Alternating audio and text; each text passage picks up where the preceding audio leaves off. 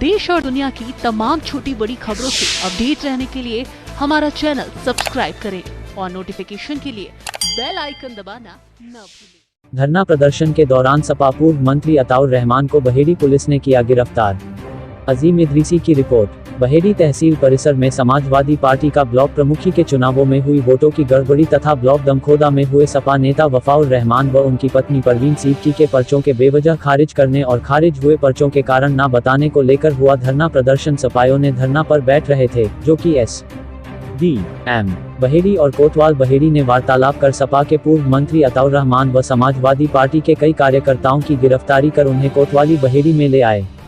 गिरफ्तार कर आए सपाई कोतवाली परिसर में ही धरने पर बैठ गए और भाजपा सरकार के खिलाफ नारेबाजी करने लगे। कोतवाली बहेड़ी में धरने पर बैठे सपा के पूर्व मंत्री अताउर रहमान ने अभी कुछ दिन पहले हुई 3 नाबालिगों की मौत पर भी सवाल उठाए और कहा कि बहेड़ी पुलिस ने अभी तक उस मामले में कोई एफआईआर दर्ज नहीं की है और भाजपा के कहने पर सपाइयों पर रोज मुकदमे लिखे जा रहे हैं। और उसके बाद से लगातार प्रशासन हम पे दबाव देता रहा कि आप अपना स्थान चेंज करें। गुंडागर्दी कर रहे हैं वो, गाड़ियां खड़ी कर रहे हैं हमारे मंच के सामने वो, और हमसे कहा जा रहा है कि आप स्थान चेंज कर दो। तो हमने अपना स्थान, हमने कहा हम अब कैसे चेंज कर दें जब हमारे पूरे क्षेत्र के लोगों को ये मालूम है कि हमारा 10 बजे से तहसील में धरना है। हमने कहा हमारी अरेस्टिंग करो, जो करो, धरना हम यहीं करेंगे।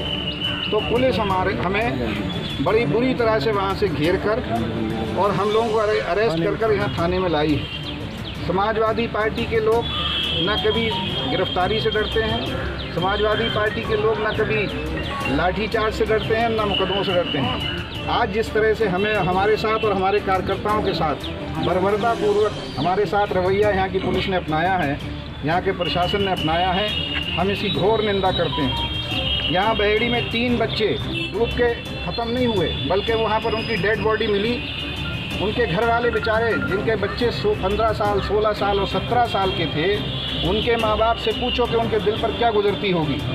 लेकिन उन तीनों बच्चों के माँ बाप की रिपोर्ट इस थाने में नहीं लिखी जा रही है। और हमारे लिए, हमारी समाजवादी पार्टी के कार्यकर्ता और नेताओं के लिए यहाँ की जीडी खुली है, रोज़ मुकदमे लिखे जा रहे हैं। अरे शर्म आना चाहिए विधायक जी आपको कि आपने एक मुकदमा कायम कराया, इससे पहले कराया आपने ललित गंगवार के ऊपर, फेसबुक पर कुछ लिख दिया होगा। तो बहुत से लोग नेताओं को बुरा कहते हैं, पीछे गालियां भी देते हैं, लेकिन कभी नेताओं का, बड़े लोगों का ये काम नहीं होता है कि मुकदमे कायम कराना। उन्होंने पहले ललित गंगवार के ऊपर मुकदमा कराया। बहुत बहुत धन्यवाद विधायक जी आपका कि कम से कम आपने मेरे उस क्षेत्र में 1000 वोट बढ़ा दिए।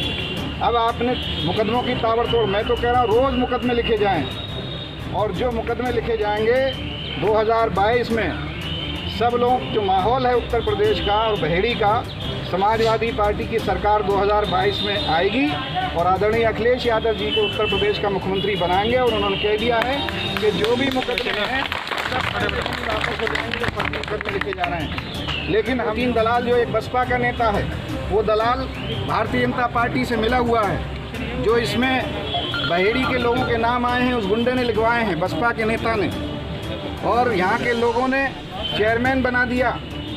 और ये सोच के ये कहा था कि इस विधायक पे जो कमरा है, जो मकान है इस नगर पालिका का, उससे निकाल के बाहर कर देंगे। आज वो विधायक के साथ मिलकर यहाँ कस्बे के लोगों पर मुकदमे लिखवा रहा है। भारतीय जनता पार्टी में शामिल हो गया पूरी तरह से।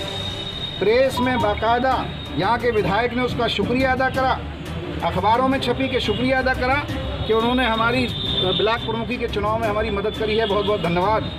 मैं बहेड़ी के लोगों से अपील करता हूँ कि भारतीय जनता पार्टी जो गुंडों की पार्टी है, भारतीय जनता पार्टी जिसने 4-4.5 साल तक इस बहेड़ी में कोई विकास का काम नहीं करा, इस बहेड़ी में एक भी गरीब की मदद नहीं हुई, इस बहेड़ी में गुंडागर्दी और मुकदमे लिखने के अलावा कोई दूसरा काम नहीं हुआ है। यहाँ पर धर्मों की राजनीति करने वाले लोग आपस में लड़ाने का काम करते हैं, लेकिन बहेड़ी विधानसभा में जिस तरह के लोग हैं, जिस तरह के लोग कभी ये बातें पसंद नहीं करते हैं, हिंदू मुस्लिम सिख ईसाई सब बिल्कुल मिलकर काम करते हैं। और 2022 में यहाँ से चुनाव जीतेगी समाजवादी पार्टी और उत्तर प्रदेश में सरकार बनाएगी। लेकिन बीजेपी के